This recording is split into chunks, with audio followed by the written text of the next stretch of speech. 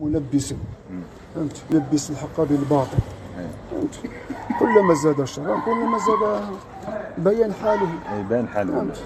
أما إذا افتضح وعرف أمره فيكتفى أن يتقى شره ويصدق في قوله صلى الله عليه وسلم: إن شر الناس منزلة من ترك الناس لقاء فحشه يتقى شره. ولهذا تركنا البعض من الجواب عنهم اتقاء فحشه واتقاء شره. بل كف عن شتم اللئيم تكرما أضر عليه من شتم حين يشتمي. ولقد أمر على اللئيم يشتمني فمضيت ثم قلت لا يعنيني. فيختلف باختلاف الحال. ففي موقف بيان الحق هنا لابد منه وسيتحمل الأذى. وقد أمر الله عز وجل نبيه محمد صلى الله عليه وسلم بالصدق بالحق، ووعده أنه يكفيه وأنه يعصمه من الناس. أما إذا استبان الحق وصار إنسان يجادل بالباطل والحق قد ظهر هنا يعرض عنه، هنا يصبر ويصابر ولا يحزن ما يقال فيه، فهمت؟ جزاك الله خير. واصبر وما صبرك إلا بالله ولا تحزن عليهم ولا تكن في ضيق مما يمكرون. واصبر وما صبرك إلا بالله ولا تحزن عليهم ولا تكن في ضيق مما يمكرون. لا يضركم إلا أذى. نعم. شيخ بارك الله فيك، لو تتفضل الشيخ في توضيح قاعدة العلماء يستدل لهم ولا يستدل بهم، كيفية تعامل أهل السنة مع أصول أهل السنة مع الأصول. هذه القاعدة تقتضي على أن العالم ليس بمعصوم وكلامه ليس بمعصوم، سيما إذا عرض النص أو عرض الحق، فالواجب اتباع الحق ويترك قول العالم إذا خالف الحق مهما بلغت رتبته. أما أن يقدم قول العالم فضلا عن المتشبه بما لم يعطى وليس بعالم، فهمت؟ إنما يتسلق على ظهور العلماء. أنا أتكلم على عالم الرباني، على عالم، فلا يجوز تقليده فضلا أن يقدس. فإذا ذكر رأيا يستدل لرأيه لكن لا يستدل به، لأن الرأي ليس بدليل وليس بحجة، ويتهم الرأي سيما إذا خالف النصوص كما ثبت عن الصحابة في غزوة الحديبية في صلح الحديبية. قال علي والأثر مروان عمر وعن غيره قال: اتهموا رأيكم فلقد رأيتموني يوم أبي جندل لو استطعت أن أرد أمر النبي صلى الله عليه وسلم رددته. قال: اتهموا رأيكم. وعمر يأتي إلى النبي صلى الله عليه وسلم يقول: يا رسول الله أن أعطي الدنية لديننا؟ أليس قتالنا في الجنة قتالنا في النار؟ قال: بلى. ألسنا على الحق وعلى الباطل؟ قال: بلى. قال: فلما نعطي الدنية لديننا؟ فالشروط أن كانت تبدل منها مجحفة وأنها ظالمة.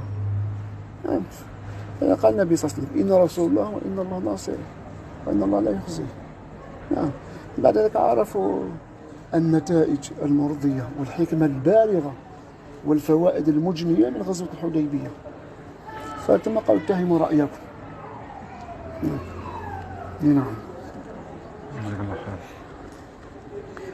الشيخ بارك الله فيك، بعض طلبة العلم لما إن شاء الله جل وعلا ويحصل شيء من العلم عند المشايخ ويستفيد، لما يرجع للمنطقة نتاعو فيخاف أحيانا من تهم أنه مثل هذه اللي حدث الفتنة تاع السعافقة، أو يهتم بالدنيا، شغل الدنيا، يقول متطلبات مستلزمات الدنيا، فيعزف على التدريس ويعزف على إخوانه بحجة هذه الأمور وأحيانا الخوف. هذه حجة داحضة.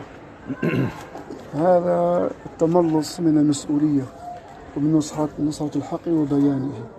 وإلا الواجب أن يتعلم العلم أن يعلمه الناس وأن ينصر الحق وأن يصدع به. أما الاعتذار بأنه يعني الشغل بالدنيا وبالنفقة على العيال وغير ذلك فهذه حجة داحضة. خاصة الشيخ مع الرواسب اللي خلفها الدكتور أنه مسألة التأكل بالدعوة، طلبة العلم عندهم فقر الشيخ يتهم طالب العلم بالتأكل بالدعوة وأحيانا يتهموا في علم. طيب الآن كلام يقال التهمة المزيفة التهمة الباطلة، هل كل ما قاله يعني مثلا أن يصدق يوقع عليه؟ إذا قلنا التأكل بالدعوة هو أكبر متأكلين بالدعوة. والله ما رفض الدعوة السلفية رجل أكل الدعوة وتاجر بها مثله متسعين ويسرق في الكتابات ويبيع فيها متسعين ويبيع فيهم، هذا مش تأكل بالدعوة، هذا كما قال بعض الفضلاء هذا أكل الدعوة. ماهوش تاكل بها، هذا اكل الدعوه. رجل من الكتب من 90 ويسطع الكتب يبعثها للموقع، عنده مداخل في الموقع، بعد الموقع وين؟ للمجله، عنده المداخل في المجله، ثم تستلف في المجله في مطويه وتباع المطويه بثمن غالي. فهمت؟ شوف الدائره السلسله يعني. ولا شيء عنده يسمى مجانا في سبيل الله. لا يغرنكم المجله توزع مجانا.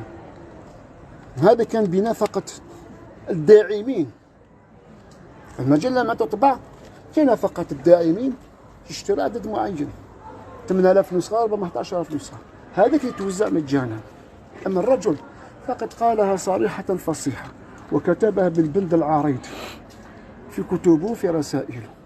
لا اسمح بالتصوير ولا بمسح الضوء ولا بكذا ولا كذا كذا.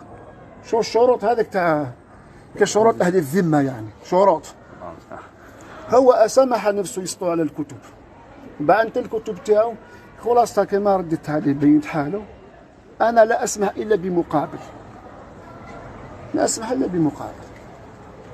هو من اذن له يعني باش يدي الكتب الاخرى يعني، واسمح له يعني كما قلت يحلو ويحل له يسطو من الكتب الاخرى. هذا مش تاكل بالدعوه. اذا تكلموا عن الفنادق الفاخره فوالله الذي لا اله الا هو ما عرف حجه او عمره الا نزول في الفنادق الفاخره، والصفوه انه لمن الشاهدين. يسأل اي واحد من ادرك في عمره قل اين كان ينزل. بل حتى بعض المشايخ الفضلاء لما بلغ هذا الكلام قالوا عنده 40 سنه ويعتمر، هل يمكن ينزل؟ كان ينزل الفنادق الفاخره. خليك الحاشيه تاعو كل من ارباب الاموال، اولهم سائقوه وسالوا ماذا يستورد. انا ادخل في التفاصيل، انتم بحثوا، اما انا لا ادخل في التفاصيل، انتم بحثوا، انتم السائل. انا فتحت لكم الباب، انتم بحثوا. الله يستحق.